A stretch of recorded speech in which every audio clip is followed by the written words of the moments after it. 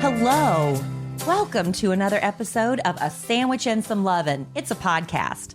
I'm Kelly Raspberry Evans, the host of the podcast. There is a second guy that hosts it with me on occasion, actually, all the time, except for twice.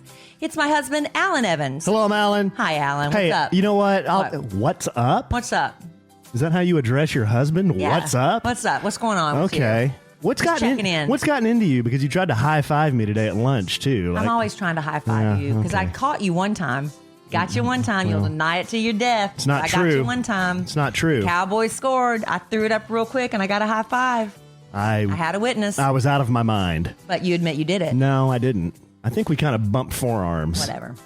But I'm going to catch him again, people. And what's When this? I do, What's this? I will talk about it. What's this? Every podcast but two. I've been here. You know, this is our 149th episode. I did not know that. You know what that makes next episode? 150. Exactly. You're catching on here. And 150th podcast, y'all want to tune in for that because we are going to be in Key Largo, Florida. I'm so excited.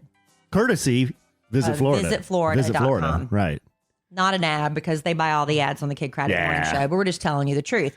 So we're going. They bring us down to Florida quite a bit. Usually once a year. This time it's twice because we went to Daytona earlier.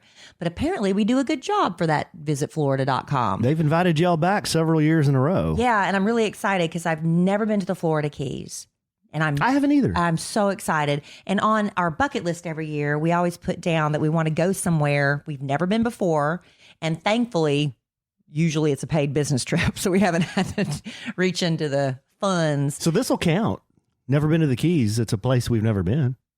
Right. Oh, we did pay for your ticket to go.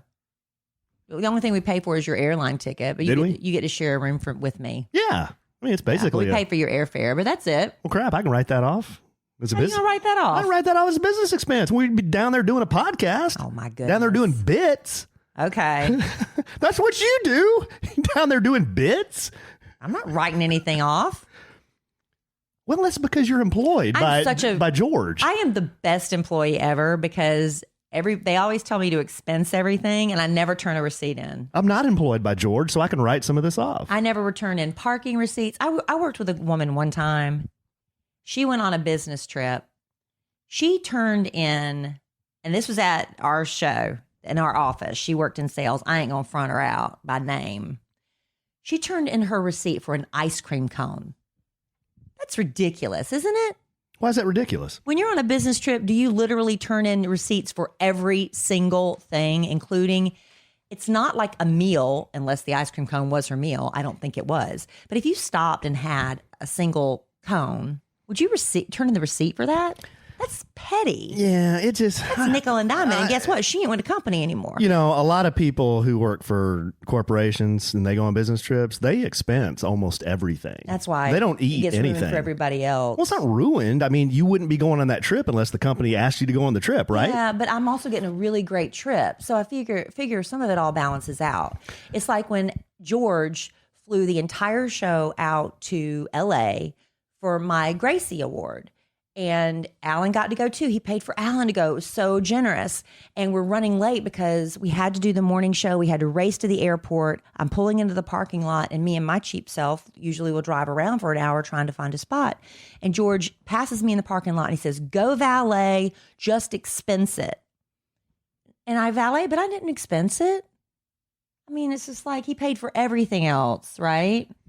Yeah, it's up And to you. Alan's like, "You need to expense it." No, I say you need to expense the big things. Valet of the airport. I wouldn't eat $100 Uber to the airport. I wouldn't eat that. Well, Expense that. I No, don't but know. your I job think is it all washes out because I get so much. But your job is great different. stuff. Yeah, I get so much great stuff. like, you know, when you're Like working I'm for going to the Florida Keys. when you're working for a company, they're shipping your butt down to Orlando to stand at a trade show booth for a week. That's different. You know, I That's mean, you're way gonna different. expense bottled water when you go buy bottled water. No, I wouldn't. I I would would. expense my meal that night. I would, and But I if did. But if I ran to the, just to get a bottle of water, because I wouldn't. I don't know. I'm just different that way. Well, I think you'd be different if you worked for a corporation. Maybe my whole attitude would be different because I'm just so blessed. I get so much stuff. I can't, that- but as tight as you are, as thrifty as you Yeah, are, but I get a lot of cool stuff. guarantee if you were working for a company, you'd expense everything. Maybe. You would. I'll never know, hopefully. You Woo. would. Lord, I'll never have as sweet as deal as I got going now. You got that right. Being here with me, That's it. it's about as sweet as it That gets. is it, babe. Yeah. Now you are bringing all the show today. You told me to save it. I had some stuff, but I'm going to save it for Florida because we're going to invite, hopefully it all works out, our next podcast. I got sidetracked. I never said. So the next podcast we're going to record in Florida with, fingers crossed, Boss Man George Hey, man. and JC and Kenzie. My A man. lot of people have been wanting us to have JC and Kenzie on. I'm going to tell y'all, Kenzie is hysterical. She is one of the funniest people I've ever known. But you put a microphone in her face and she usually clams up.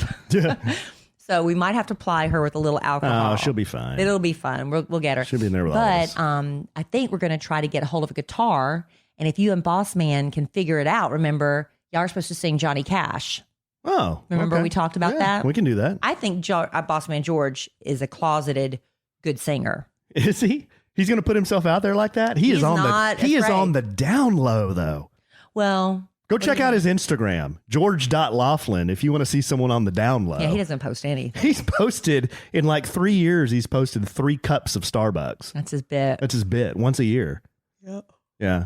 Should we do this podcast at another time when you're not so sleepy? I just yawn overcame me. It Yeah. happens sometimes. Should we do this another No, time? I'm fine. Are you okay? Okay. Yawn just swept over me, and I had to go with it. Because I noticed you certainly prepared wardrobe wise for this.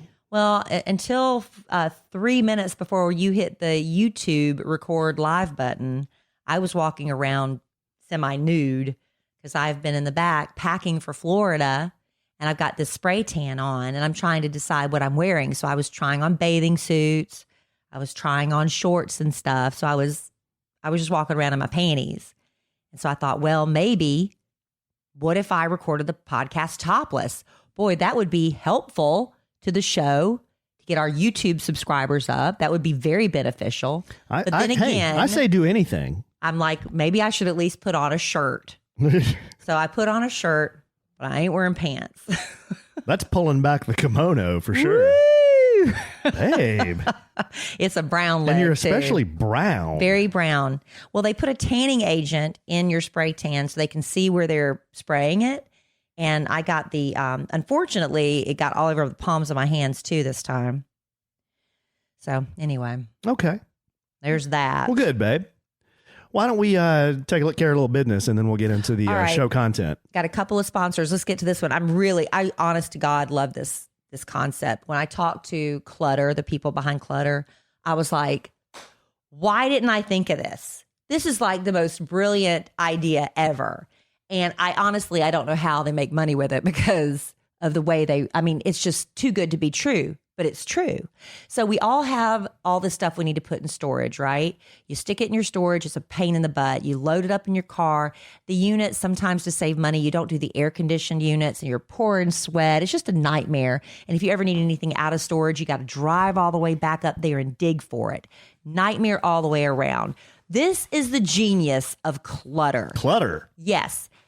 Self-storage, where they are on demand. They take the self out of self-storage because they do it all for you. They take all your stuff. They come to your house. They pack it up. They load it off. They put it in a storage unit. They do price matching. So it doesn't cost you anything extra for all that.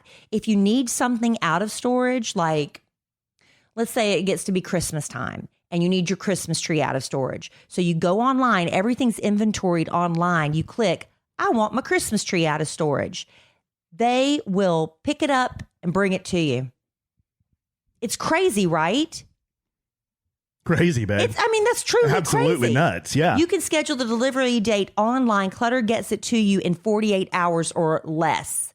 And you don't pay more for packing. You don't pay more for delivery. It's all included in Clutter's low monthly rate. I'm telling you, this is the most genius thing I've ever heard of. I wish I had thought of this. That's exactly what I said when they were talking to me about it. Because when they said you've got a new sponsor, I'm like, Clutter, what is it? It's just storage. No, it's not just storage. No, it's not. They do it all for you, and it doesn't cost extra. You just pay that monthly fee that you'd be paying to store your stuff anyway. So experience the future of storage, and you're going to wish you thought of it too with Clutter. Clutter has a great sign-up bonus for our listeners. You're going to get $50 off your first month when you sign up at clutter.com/Steve. clutter.com/sandwich. That's on top of Clutter's no hassle moving, online inventory management, free pickup and delivery, and price match guarantee, babe. Crazy. I don't know how they do it. See why Clutter is better and get $50 off your first month at clutter.com/sandwich. That's clutter.com/sandwich and enter promo code sandwich at checkout. I'm telling you. All right, babe. I was telling Kelly What were you telling me? today, I think. I said, man, we've gotten a lot of listener mail. Huge influx. Yeah. Huge influx. A huge influx. And I told her, I think that's good because that means what we're talking about is resonating with the listener. Yes? Yes. Is that radio speak or Resonating. podcast speak? I don't know. That's probably marketing. That's marketing speak.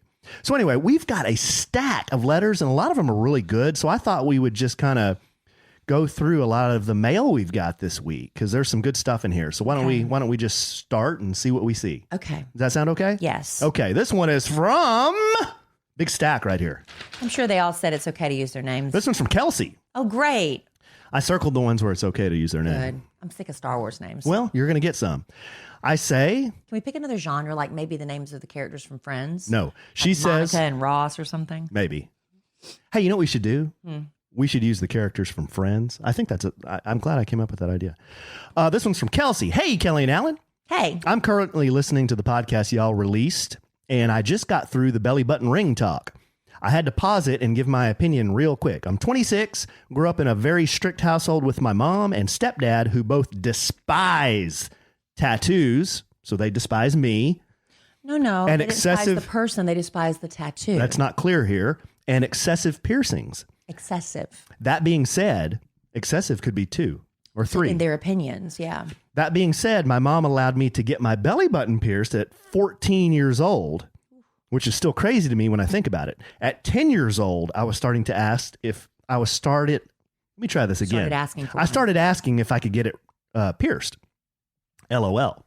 I was just in love with how it looked. I didn't want to get it to be sexy. I was fascinated with piercings. Of course, my mom would say no, but I would always ask again. I was a great kid, great at sports. I did my research. With my parents' consent, I could get one at 14. We came to the agreement I could have it as long as I kept my grades up during school. When I turned 14, she would take me to get it done. Okay. She reluctantly took me to the shop, did it.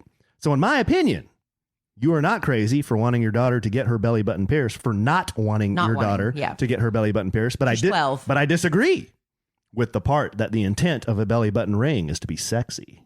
Well, in her situation, is she speaking for all? It's just girls? It's just a fun little piercing. I never showed it off to anyone but a couple of my closest friends. Also, one thing about tattoos, I have a few small ones that I got after I turned 18, despite my parents' opinion of them. When my mom found out, she got mad. Yeah. Even at age 25, when I got my last one. Mind you, I'm married. So coming from the daughter's perspective, it would just be nice to have a parent more open-minded. Not me, closed-minded. When it comes to piercing and tattoos. Closed, sealed shut. What do you think about that, Like babe? a big concrete block. Just I poured the concrete on my brain and sealed it. I don't want my daughter having a belly button ring. You know, I'm kind of with you on that because I don't want my daughter having one either. Very closed-minded. Yeah. So hey, call us fine. Call us closed-minded. For her, she says it's not a sexual thing, and that's fine. But for me, in my narrow-minded opinion, and I'm not mad at you at all, and I don't want you to take this the wrong way, I look at it as a sexy thing. To me, a belly button ring is a sexy thing, and I just don't want my child having one. That's just me. But I'm not mad at you. I hope you're not mad at me. I hope you're not offended at me. I don't want to offend anybody. Who? Our lovely listener, wasn't her name Kelsey? Oh, yeah. Right. I don't mean to offend. No, you're not. I don't think you're offending anybody. But No, I haven't changed my mind. Hey, I'm with you. As long as the children are in our house, I mean, there's rules I got to abide by. Yeah. One of them is no piercings and no tattoos. I don't think that's asking a If lot. she wants a belly button ring so badly, man, imagine how much she's going to just really appreciate it when she's a grown-ass woman paying her own way and says, you know what? I'm going to go get my belly button pierced because I'm a grown woman who's paying my own rent Right. and has my own car payment, and I don't have to ask my mother for permission. The satisfaction is going to be so sweet. I waited 40 5 years to get my first tattoo. Yeah, you did. And look at you. You're like addicted now. I love And them. I never thought I would date a man. I just wasn't ever like really into a lot of tattoos. But then the older you get, you start kind of, it's not really that big of a deal. I don't want you to have them on your face and neck. That's not my favorite look. But I've met some really great people who have big old neck tattoos. I have a friend who has, he's fully necked out. So nice. Yeah. So nice. But I don't want my daughter having a neck tattoo. Well, like we said, Does that make me closed-minded? I know we're beating this into the ground, but like we said, as long as they're here in our house, Yeah. we have rules. When they're out of our house, hey, hopefully, hopefully we've created or we've influenced some open-minded children too.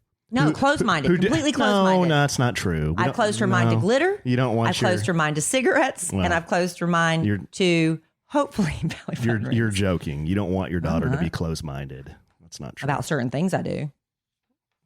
Well, yeah. Okay. You don't want to raise closed-minded people. About certain things I do. Like what? Bad things. Be very closed-minded about that. I don't want her doing that stuff. All right. The next one is from Kristen. Hi, Kelly. Hi. Guess this one is not for me. Yeah, I guess it's not for me, Kristen. So should I read it then? Yeah, Kelly. It's to Kelly, so Kelly's going to read this. Yeah. You like Alan? Yeah. Oh, the subject is Britney Spears. That's why she knows you don't care. Right. Okay. All right. I care just very little.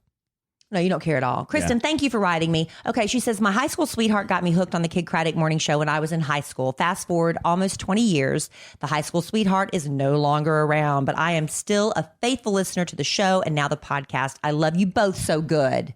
Oh, thank you, Kristen. So there you go. I take back everything I said. I've been listening to the show and the podcast, dying to know what you think of the photos Britney Spears says are photoshopped by the paparazzi. I love Britney and I hate seeing her obsess over these photos because she's beautiful. The thing is, I can't tell if they're photoshopped, nor can I really tell if she's smaller in her Instagram photos versus the paparazzi photos. I think it's a combination of bad angles, water weight, non-flattering clothes. Anyway, I have to know your opinion because you're the only one that cares as much as I do about Britney. My husband thinks I'm weird. Thank you. I try to talk about Britney on the podcast and Alan shuts down, but you have given me permission, Kristen. You have given me, there's more. I'm a day behind on the Kid Craddock Morning Show podcast. If you've already said this, I'm sorry to have bothered you. If you use my name, I already sent you nothing to read there. Yeah. There you go. Well, there's a second page. All right, listen. I don't think the paparazzi necessarily photoshopped these photos. I think you're exactly right. She's on vacation. And she has a very muscular build. She's very athletic. So she's even said that herself. She has a dancer's body. And when she starts working out, she's got real muscular legs. And she's got, there's a certain little thickness to her from all the years of working out constantly. I think she's just, you know how I love Britney very much. And I think she's troubled. I think she has some obvious mental health issues. And I think she's obsessing. And it really worries me when I see her doing these obsessive workouts, trying to show how skinny she is and to lose 3 pounds. And she's posting all these videos. So I'm worried about her right now. Can you fill me in on what's happened?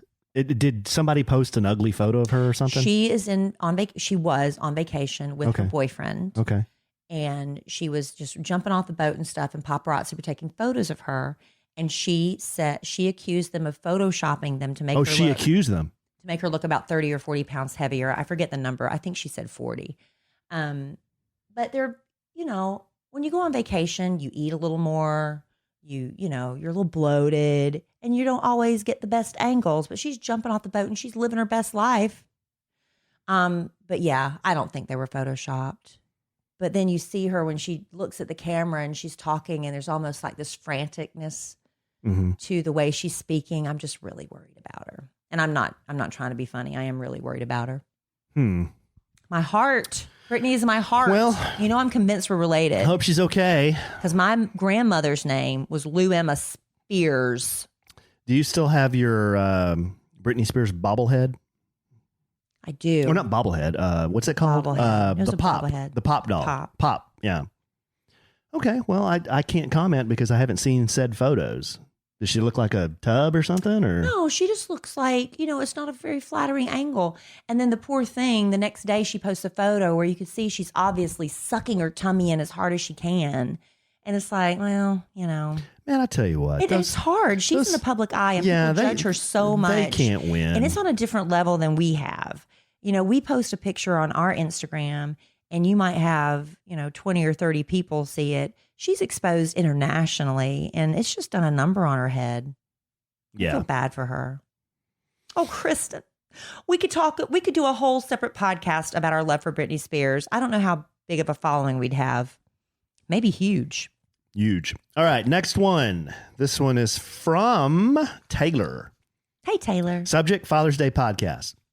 Alan. Oh, I'll sit back and let you handle this. Thank you. As a father of one, we have a father that listens to us. That's in the minority. It is. I mean, it's a fact. It's in the More women listen. More than men. women listen to our podcast than men. Well, they are attracted to your lewdness.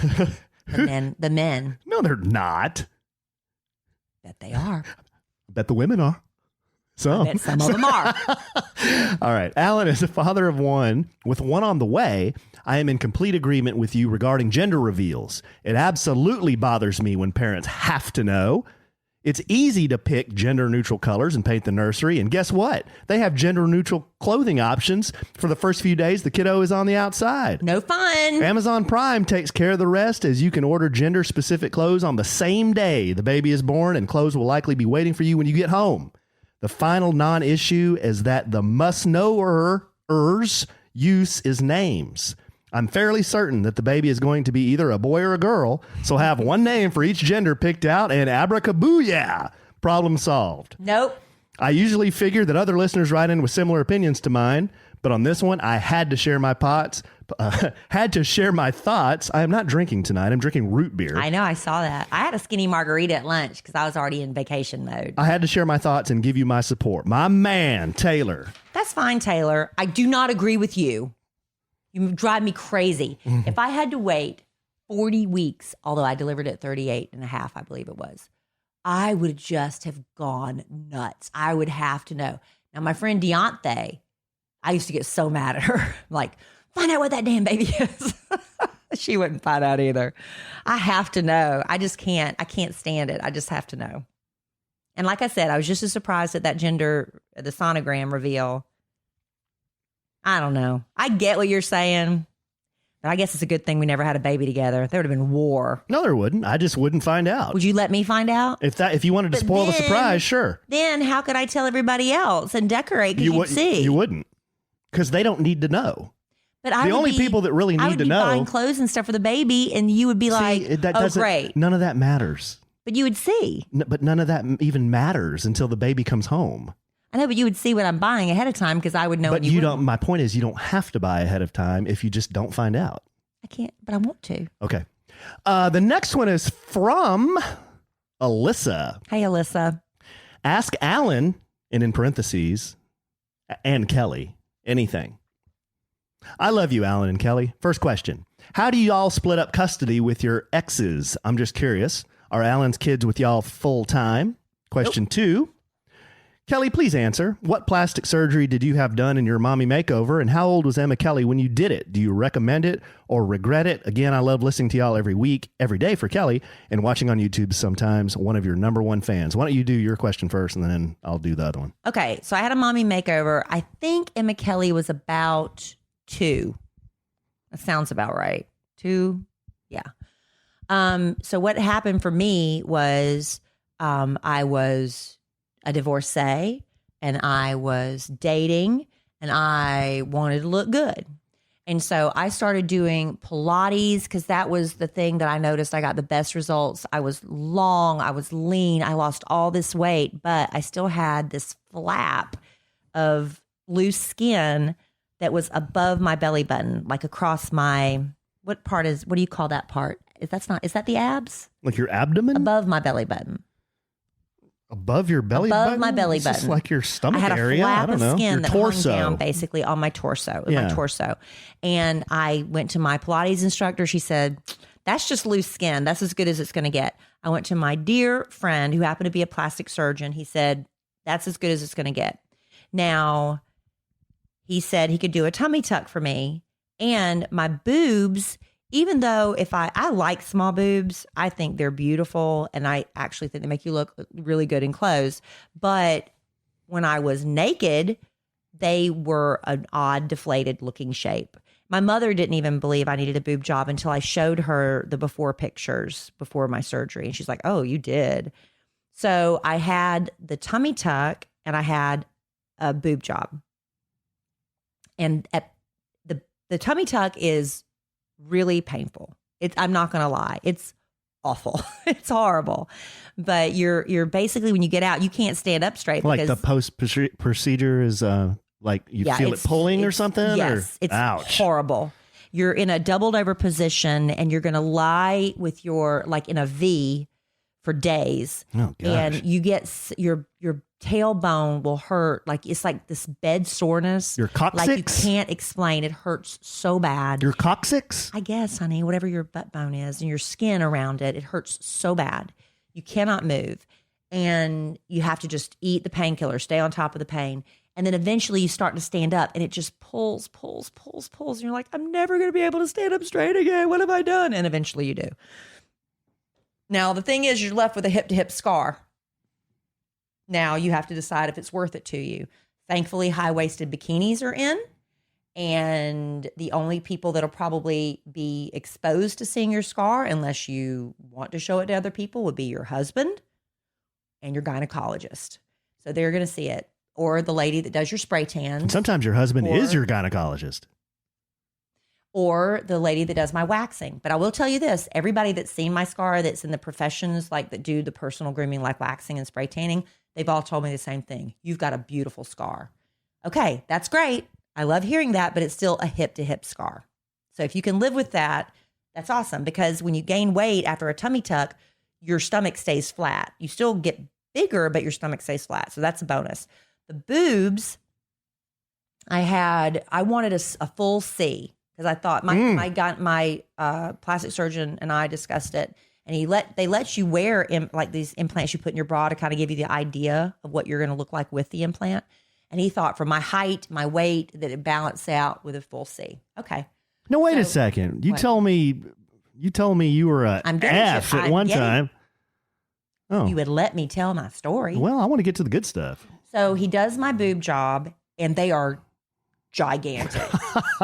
But the swelling goes down. So I go finally after the swelling goes down, and I'm going to go to Nordstrom because I'm going to get fitted for I have to get a whole new bra wardrobe.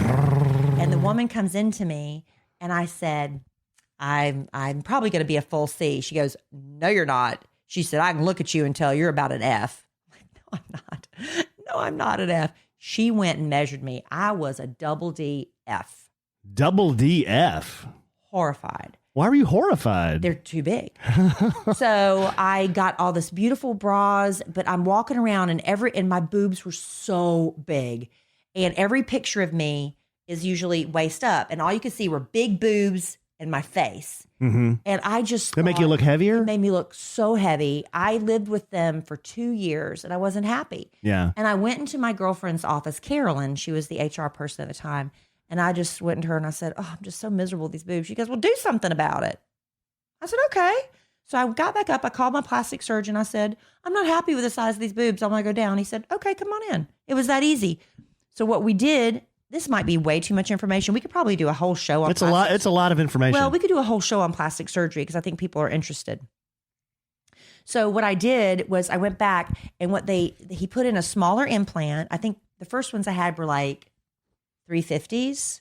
My girlfriend, let me just tell you this, has 350s and she's a full C. But because of the way my body cavity was, 350s in me made me a double DF. So it wasn't that my plastic surgeon was pulling a fast one on me. It's the way my body accepted that size. So he carved out, this sounds gross, a lot more of my natural breast tissue and put in 275s. And I got the C that I wanted. And apparently the less natural breast tissue and the more implant you get, the more natural it looks. Can you tell by looking and feeling that I have implants? Have you ever really noticed? Can I tell by looking and feeling that you have implants? Okay, let me answer this. Let me try to answer this honestly and truthfully. I think when we first met, I didn't know. I they look Well, I natural. didn't let you feel them. Well, yeah, but just looking, sometimes you can look at a woman and you're like, oh my God, yeah. But no, I looked at you and I didn't know. Yeah. I didn't know until I felt later. What could you feel? Later the first night, first date. First date. Yeah. I was real easy. Here I'm judging people with belly button rings, and we were feeling breasts on the first night. He's joking, and as am I. But anyway, I love joking. my plastic surgeon. I recommend him all the time. If anybody wants to have his name, he is known for his boobs. He is known for his boobs. And I recommend him a lot. A lot of my friends have had him done. The tummy tuck, he did a great job. Everybody that's seen the scar says it's great, but you got to be willing to live with the hip scar. Maybe I should go to him when I get the lifestyle lift. He does facelifts too. Because He when does everything. I'm 60, I'm going to need the lifestyle lift, right? You'd be a good candidate for it. Why do you say that? Because of the shape of your jaw. I'm not saying you need it, but like I know somebody that went to him that they had their shape of the neck was not conducive to a lift, but your shape is conducive to that. No, I don't think I need it now, do I? No. Okay. The second part of the question, how do y'all split up custody? Well, my kids in Texas, we have what's called the expanded standard possession schedule. That sounds boring. Yeah, you can look that up. But basically, we have them every first, third, and fifth weekends of the month. Weekends start on Fridays. They end on Mondays. And then we have them during the school year, we have them every Thursday. So that's how it works. And then in the summer, it's totally different. In the summer, me and their mother, we kind of work together as best we can to split up the time. But you have a set number of days. I have a set number of days. We have them in the summer so we can take vacations, so they can go on vacations with their mother, and it works out pretty well. But yeah, and I have the standard visitation first, third, and fifth with Emma Kelly's father. But what happens if we stick to that schedule? Your kids and my kid would never see each other. Our kids would never see each other.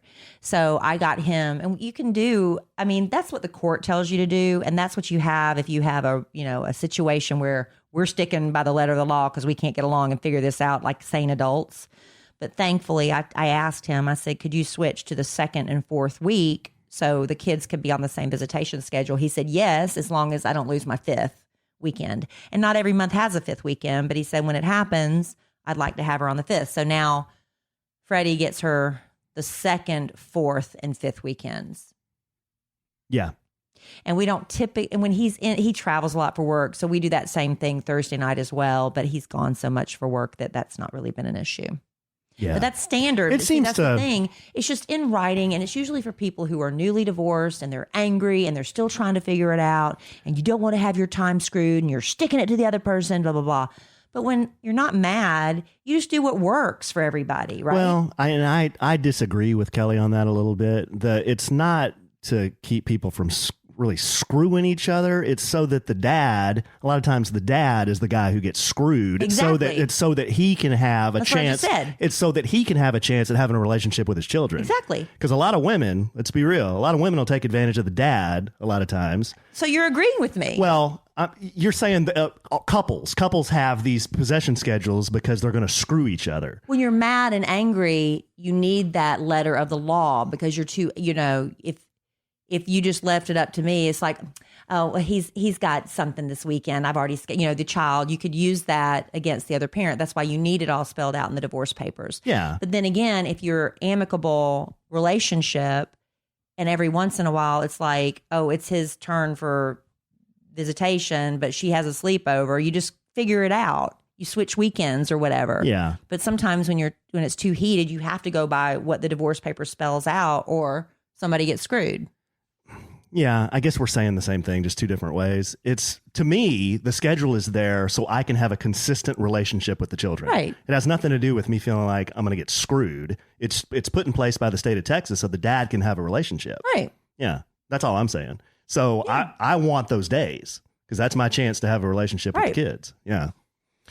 Okay, so that's that. But you do know is the longer you're divorced that you're more agreeable to switching things around, Yeah, and we do. Right. I mean, from the beginning, we've had to switch things around. Right. But you always have, as a dad, I always have that schedule to fall back on. That's right. It's the law. This one is from Brittany. Is this another one from Brittany? No, we were talking about Brittany. Subject is hilarious. Was listening to some old school Kid Nation before Kid passed, and on May 28th, 2013, y'all are gosh. talking about The Bachelorette, Dez's season.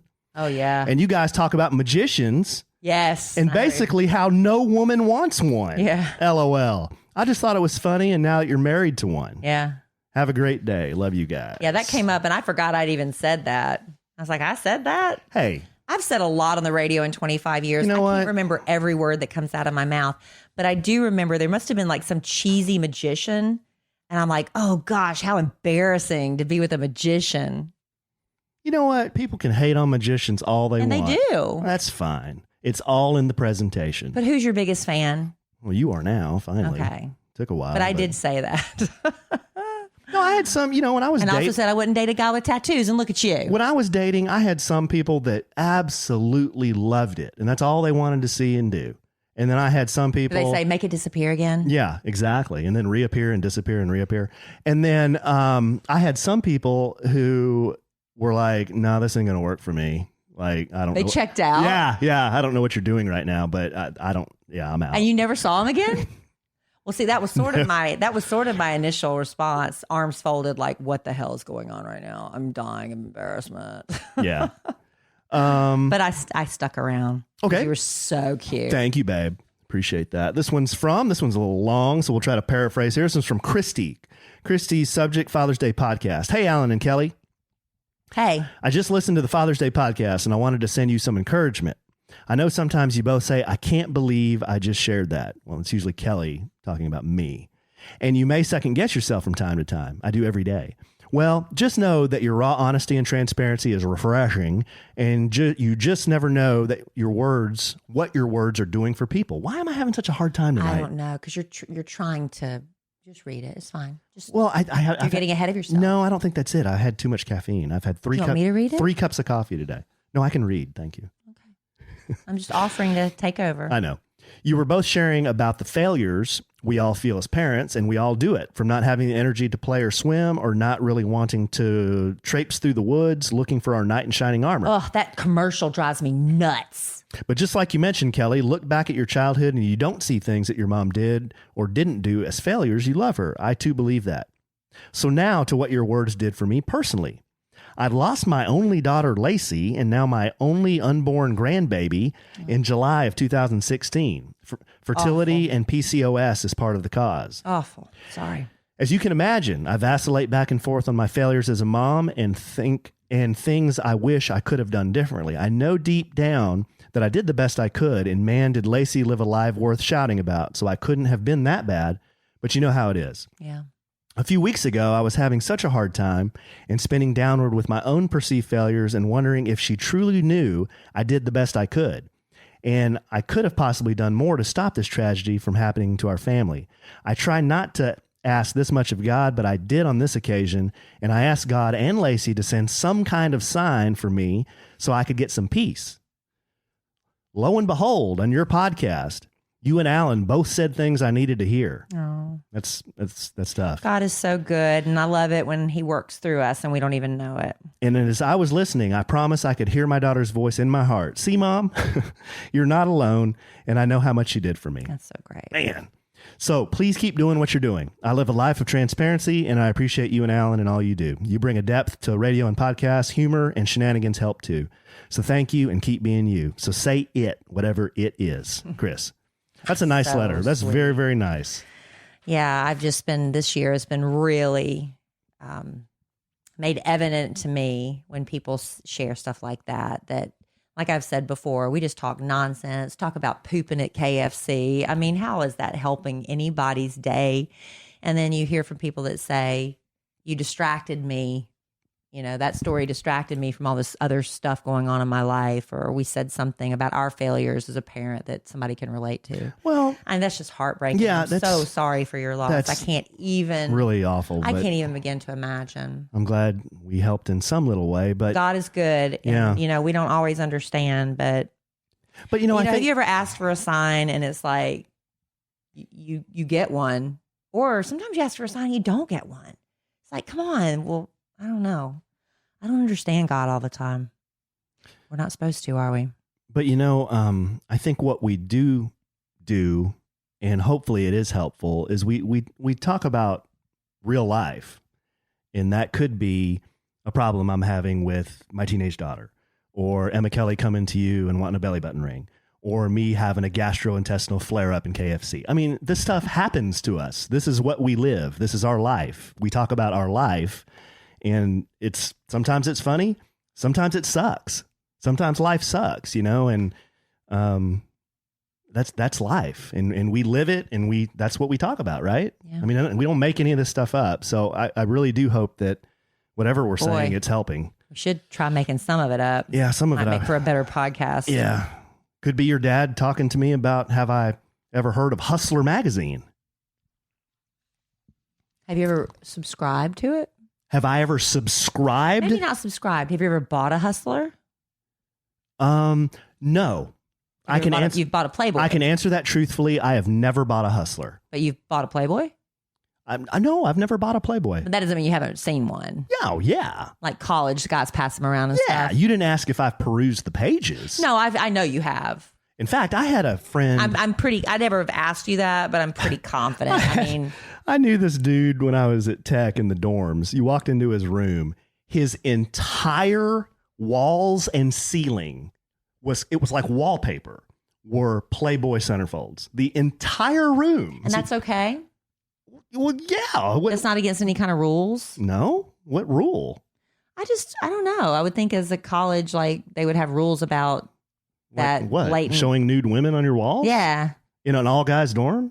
Yeah. I don't know. I don't know. Everyone seemed to be okay with it. We couldn't do that at Liberty University. Everyone seemed to be just fine Jerry with it. Falwell wouldn't have tolerated that. No. Okay, this one is I'm changing the name on this one. This one's from Gwen. Gwen S. Gwen Stefani? You catch on quick, babe.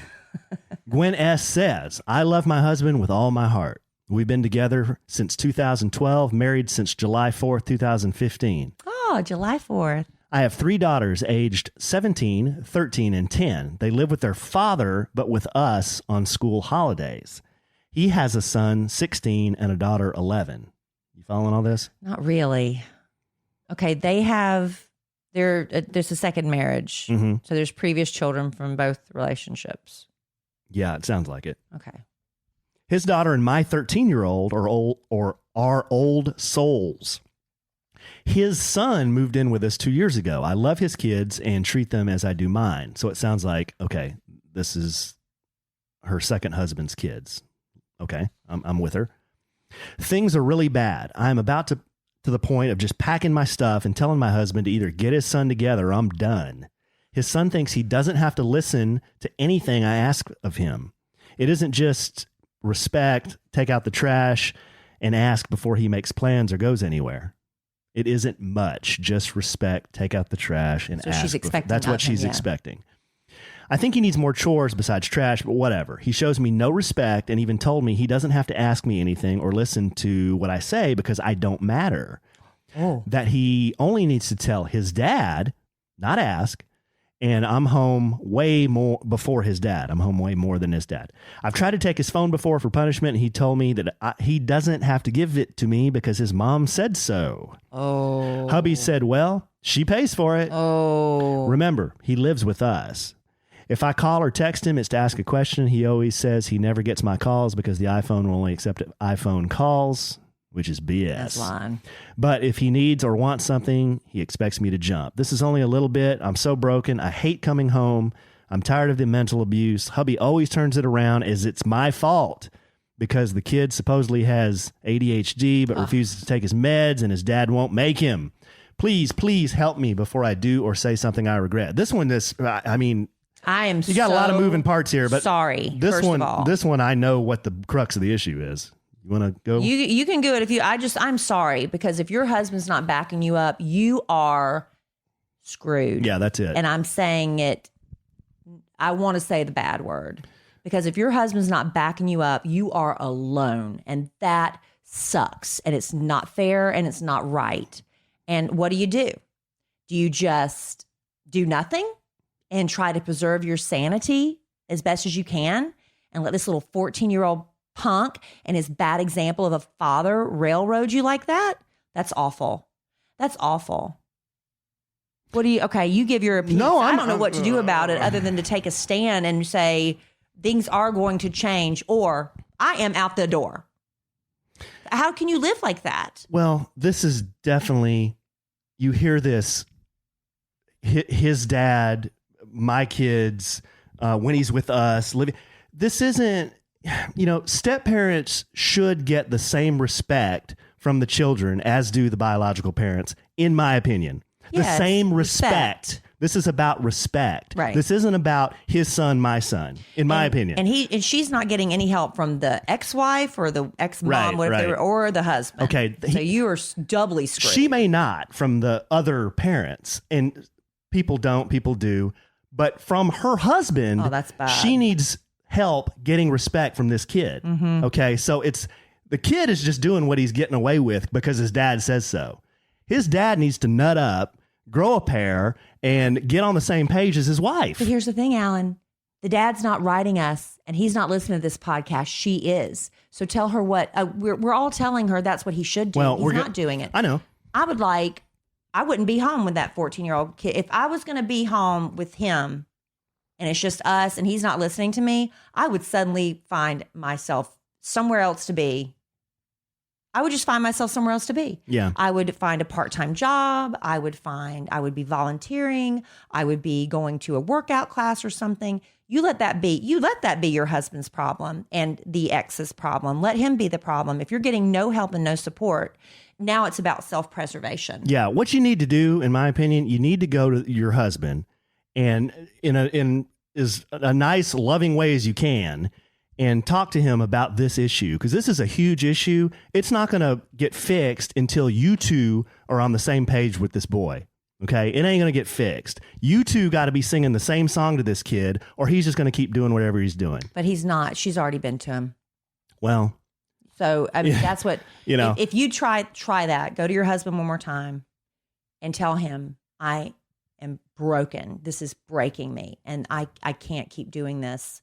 And it's not fair. It's not right. If he does not hear you, then you've got to go into self-preservation mode. yeah, that's one of the big things that'll kill a relationship, along with, we've named them before, in my opinion. You've got kids, money, sex, religion, discipline. Those kind of things are those big, big issues that will kill a relationship if you're not on the same page. This is killing this relationship, and it'll kill this relationship if they don't get on the same page. Yeah. I mean, it's easy for me to say this is what's happening. It's a lot harder to solve it. I am sorry that you're in that position, honey. I am so sorry, because sometimes it's just not an easy answer. And it's made, and here I am telling you what you do this, you go get, it might not be that easy for you just to leave the home when that brat is there. But my goodness, you have to keep showing, no matter how hard it is for you, also you are the adult. Now, okay, that was my gut instinct flare-up reaction. It's not fair. Here's my more calmed, reasonable reaction now. You still have to show that 14-year-old a level of love, because he's still... And he's obviously an angry child who is really upset that his parents aren't together. That's just a fact. A lot of kids handle it differently. Apparently, I'm assuming that's what's going on. And you're the enemy for whatever reason, but you're still the adult. So always treat him with love. Speak to him with love. You can tell him to do something without raising your voice and doing it with anger. You tell him what you expect of him. He doesn't do it. Your husband's not supporting you. Self-preservation mode. Blended families have a lot of different dynamics in them than, the conventional family. But if I were to boil this down to 3 items on a cheat sheet, to me, 1, for everything to kind of work harmoniously as it can, 1, the parents have to be on the same page. That's 1. And we've talked about that. 2, each parent needs to encourage their kids to have respect and encourage a relationship with the step parent, and vice versa. The step parent should be trying to encourage a relationship with his or her stepchildren. Mm-hmm. Okay. And then number 3, and we've talked about this before on other podcasts, I think that all the children should be treated the same way when it comes to the discipline and the message that they're getting from the parents. Now, as Kelly and I have said in other podcasts, though, when it comes to heavy discipline, the biological parent will always probably be the one to kind of take the lead on that. But if I'm telling my kids one thing to do in the house and Kelly's telling Emma Kelly something a little bit different to do in the house, the children get confused. It's like, what? Okay, somebody's telling me I can do this, but she's doing it. And that causes a lot of confusion. But if they see that Kelly and I are saying, this is the deal, and all four of y'all need to do this, it makes it a lot easier for everybody. Yeah, but if you've got a husband or a wife that's not supporting that's number one. So right. This is the whole thing. Your husband could fix this. Yes. Your husband alone can fix this by telling his son, hopefully in front of you, you respect her. She loves you, and you're probably like, I'm questioning if I'm loving this kid. He's so difficult. But you know that she's your stepmother, and you've got to show her respect. And if your husband's not willing to stand up for you, it's not going to stop. Yeah. How do you get him to do that? You go to him and just share your tears and share your hurt and share your pain. And if he doesn't respect you enough to stand up for you to his son, what's a marriage without respect? It's a ticking time bomb. Yeah. I believe that'll kill that relationship if you don't get that solved. I mean, I went real heavy. Yeah. And I right. probably gave horrible advice. And so if anybody's listening and you have a different opinion, or if you've been in this situation and you did something that worked, please write us and let us know. I'll be happy to readdress this because I would love to give her some really, I would love, but like the other lady that wrote us, if you hear us say something, you're like, you know what, Kelly, Alan, I was in that same situation where I had a stepkid and it was going downhill fast. This is what worked. So please share those ideas with us and we'll gladly share them in a future podcast. Okay, why don't we do that? And then we have a few more letters and then we're going to bring it home for Jerome. You probably feel like you need a drink after that, right? Well, what if you want to go sit outside on the patio with your drink? I know what I'm taking. But it's too hot outside. The minute you get out there with your ice cold beverage, that heat and humidity ruins it. The ice melts, your drinks gets watered down. We learned that the hard way the last time we went to Mexico. We'd order a drink. By the time it got back to us on the beach, it was so nasty I couldn't drink it. It was all watered down. Well, you know what? There was one guy who realized this was a huge problem. So he decided to do something about it. And he created BrewMate. Love BrewMate. BrewMate drinkware. Dylan's the one we have to thank for this. BrewMate's mission is to shake up the beverage industry for the better. They have insulated drinkware designed to keep your favorite beverages ice cold all day long. And it doesn't matter whether you're a beer drinker, if you like wine, if you like champagne. They have the right insulated cooling device for your beverage so you can drink it outside and it keeps it cool forever. Alan ordered his in a black matte finish because it's really masculine. Very masculine. I got a really beautiful pearlized mint. And this, I was just reading some of the new ones they have. They have, this one person said they went on a picnic with BrewMate's Wine-Solator and also the uncorked wine glass. Now, I gave as a gift to my girlfriend the insulated wine bottle so she can take her wine out by the pool with her girlfriends, a couple of insulated wine glasses. They can sit out there and drink and their wine stays the right cold temperature. They just added these new insulated champagne glasses, Alan.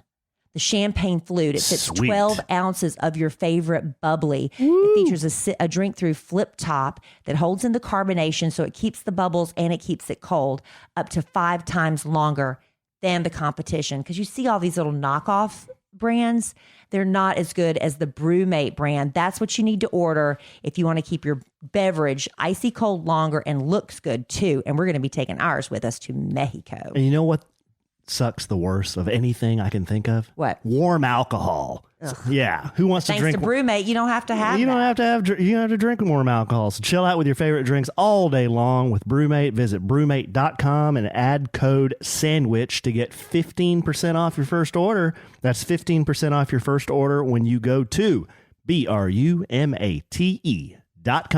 and add code SANDWICH. They have them for beer bottles. They have them shaped. It's so cool. You need to go check out the website. You'll be really impressed with what you see at BrewMate. All right, babe. We have a couple more listener mails here, and then we need to be brief with these. Okay. We can't go on and on. Well, I've got a pack. So let's get going. Well, I'm sorry. baby. I'm sorry that your time is more valuable than our podcast No, listeners' time. I got things to do. Let's wrap it up. All right. This one's from Melissa. Hey, Subject, Melissa. TikTok. You mentioned that your daughter watched influencers online. I am a Christian mom with 2 daughters, and I would love to know whether you have banned YouTube and IG at home. I know they will eventually hear about, quote, bad things, Yeah. but I am stunned by the things on TikTok videos and similar sites. Well, that's where Emma Kelly got the idea for the belly button ring, was from a TikTok video. You know, that's where she also told us she saw somebody underage drinking. Yeah. Somebody Which that allowed them. I was very surprised about. I didn't know that stuff goes on that TikTok. Well, yeah, what they're doing is TikTok is supposed to be for music videos, and they probably are singing a song about drinking, and so they do stuff like that. Yeah. Well, that's Yeah. illegal.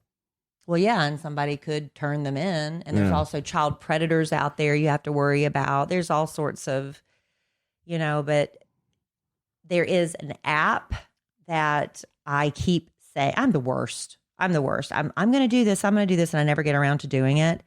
And okay, let me just tell you about my experience. I remember, brevity. I'll be brief. I remember very vividly my father, one day I was in my bedroom and I was doing nothing, and I was such a good kid. I didn't do anything. I was a strict rule follower. I didn't sneak drinks. I didn't run around with boys, because basically boys didn't want to run with me. But I remember one day my father came into my room and he started going through my closet, and he started going through just my stuff. And I'm like, what are you doing? Like a shakedown? Yeah. like at the Sac was- County Jail, he was doing a going- shakedown? I'll never forget that as long as I live. It's like, my dad doesn't trust me, and I am a good kid. I truly did. I would tell you the stories about my past, because what does it matter now? I'm a 52-year-old woman. I didn't do anything. And my father came in my room, and I sat there while he went through my closet looking for my stuff. And I felt it was so hurtful. So for me, I have always operated with Emma Kelly, where I trust you until you give me reason not to trust you.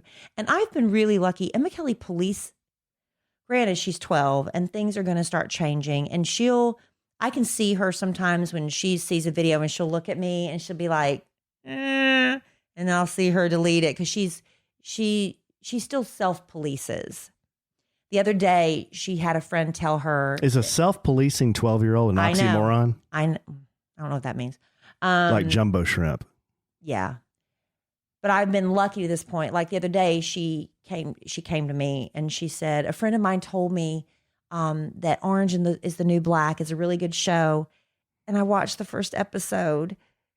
And Oh, gosh. Yeah. And She watched the first I said, episode? and you're not watching another one, right? And she said, no, but she wanted me to know that she had done it because a friend told her to watch it, and she, another kid. Yeah. Okay, so this is what's going on. So there is an app you can get, and I need to install this because basically it monitors what your kid's doing. But like I said, I try to show her, because so far she has been self-policing and it's been really good. Where is that stupid app? Okay, while Kelly's looking, While you're looking for that, I'm gonna Kelly's find it. looking It's for on my that. phone. My boys, and Brooke too. Brooke's a big Netflix girl. The boys are on YouTube I have too many a apps. lot. They love watching Fortnite videos. That's what they do on YouTube. Okay, they don't have Instagram. Cole has my old phone, so he and Dylan use that to watch Fortnite videos. Now, I know that when you're on YouTube, you can easily stumble upon stuff that you're not supposed to see. So I won't say that I am always over their shoulder, but every time they get on the phone, I'm keeping an eye out and listening for any bad stuff. I haven't installed anything, but for me, for the boys, Cole is at that age where I don't think he can self-police, so I kind of need to be involved in what he's looking at and what he's listening to. Dylan definitely cannot self-police. Brooke, I'm kind of like Kelly said with Emma Kelly. I let Brooke, who's 14 now, she pretty much has free reign on her phone, and I know she watches some shows that they're a little more mature, Yeah. She's a big Stranger Things fan. Yeah. So And see, but a lot of parents like are okay with their kids watching things like that. And some, it's your house, your rules. But this is the app. It's called Safer Kid. And I have the app on my phone. I just have not installed it. hashtag not an ad. No, it's not. But it's a Safer Kid. I Googled it really quick so I could explain it. Safer Kid monitors phones and tablets to ensure kids are not downloading any of the over 200,000 unsafe apps. If we find one, we send an alert, a detailed report, and ways to discuss it with your child. And so that's one of them. Another one I had downloaded that my friend uses is called Our Pact. So there are apps you can use to monitor your child's phone. My girlfriend here's the Our Pact. It says best parental control app and family locator. It's much more than a parental control app. It's the catch-all family locator and screen time management solution you've been waiting for. So my daughter spends way too much time on her phone, and my girlfriend has it where she can shut her kids' phones down at a certain time every night, or she can set it up where they only have like 2 hours of screen time they can use a day, and it's up to them to decide how they use it. They can use 15 minutes here, 15 minutes there, an hour here until their time's up, and then it's gone. So there's two options for you. I have other parents that have recommended those to me. So the one is called Our Pact, and the other one is called Safer Kid. And you can monitor what they're doing. But again, I like to trust them. This could bite me in the butt. But like I said, I trust her until she gives me reason not to. Yeah, I'm speaking for the boys again, but for the boys, they're not old enough to self-police. So like I said, I'll listen, I'll watch, and I have even taken the phone and looked through the history too. Mm-hmm. Oh yeah, and you I have the right to do that. Yeah, and I haven't seen anything other than a bunch of Fortnite videos. But they can stumble on stuff, and I know that can happen. Yeah. But fortunately, that hasn't happened. But we need to we need to get these apps. I know we do. Loaded. I remember one time I was in the kitchen, I was doing dishes, and I heard my daughter. She was probably I'm guessing 6, 7, 8 years old. And okay, I know when it was. It was in 2013 because Kid had just died. And I remember I told this story on the radio. Kid had just died. So that was 6 years ago. So she was 6. So I'm in the kitchen doing dishes, and I hear screaming. And she comes around the corner and she's holding the iPad and she's screaming. And I'm thinking she's being electrocuted by the iPad because the way she's holding it and shaking and screaming. But she had heard, she liked music, and she liked this song, and it was an unedited version, and it said the word SHIT. And she heard it. It upset her so badly that she heard a cuss word. She was screaming. So that's how, but every kid's different. Mm-hmm. So my child freaks out, policed herself, but not all kids are the same. You know your kid. Some kids say shit. Yeah, you know what your kid, if your kid, one kid can be completely like, they're not doing anything, they're not watching dirty stuff. The other kid, you'd be like, I'm on that one. All right. I'm not a great parent, I'll be honest. You're a great parent, babe. All right. Not in all areas. We're going to bring it home for Jerome with this last one. This is from Kristen. Kristen sent us another letter. I think we started the show with Kristen. She says, subject is pair stealing computers from patrons at coffee shops. What? Hi, Alan. First off, I love the podcast. I've watched and listened to every episode. Thanks. That's your very best customer right there. You two make me laugh. I love you both so good. Second, I was emailing you to tell you about a pair stealing laptops from people in coffee shops in the DFW area. Oh. I know you frequent Starbucks a lot, and I wanted you to be on the lookout.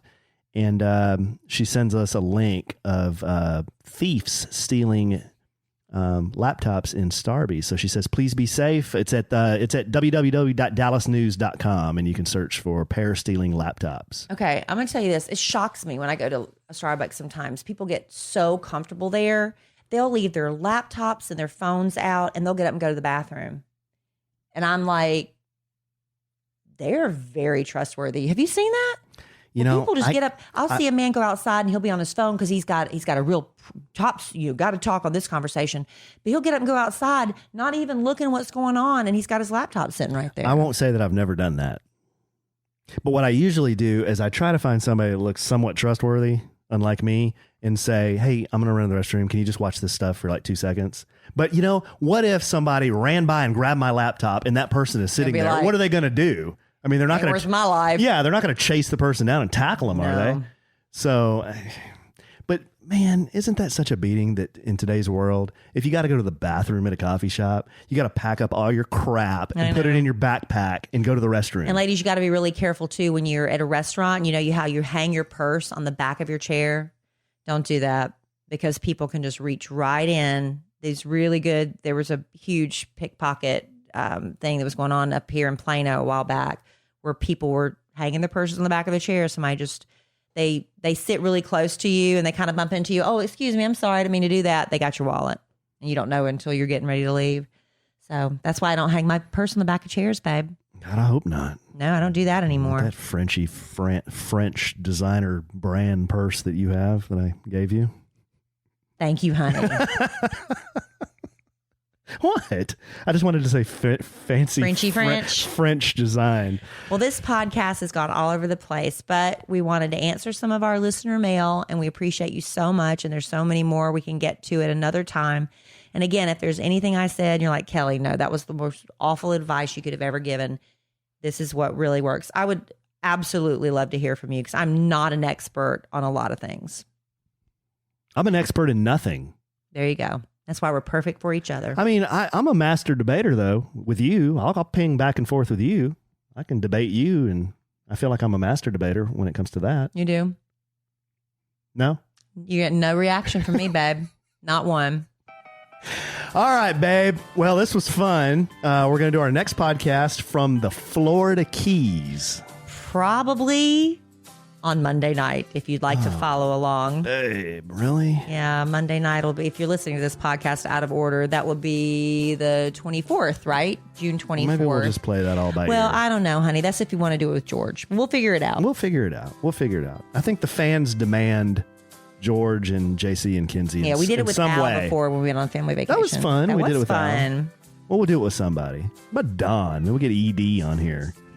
Get Engineer Don on Engineer here. Don. How we could have we ought to have Engineer He's Don. very on here. interesting. Yo, that guy. We ought to have him on for like 5 minutes. That would be. That we would could be, have we could do it like a talk show, like where we're the hosts and we have people sit in the chair and we just interview them and like, okay, thank you. Next. ED was my best friend that first family vacation. We went to Dominican Republic. Yeah, Dominican. Don't get all into Dominican. No, we went to Dominican Republic. Yeah, that'll where take too everybody's long. getting sick and dying. Yeah. We're not going there. We're going to Florida where everybody comes back alive. Everybody is having a great time in Florida, and that's where we're going. We're going to come back healthy. Alive. With no stomach distress. Well, you're everywhere you go, you got stomach it's distress. not true. That's not true. I just hope there's a KFC on every corner. That's not true. You're Key Largo. You're besmirching me. That's not true. All right, babe. Well, this is fun. I love you desperately. Love you. Love our listeners desperately. Love them. But I'm sure we will do this again real soon. Really soon. And in the words of the immortal Keanu Reeves, of the great Keanu Reeves, how about in the immortal words of the great Keanu Reeves, I have wet brain tonight. Life is What's good going on? when you have a good sandwich.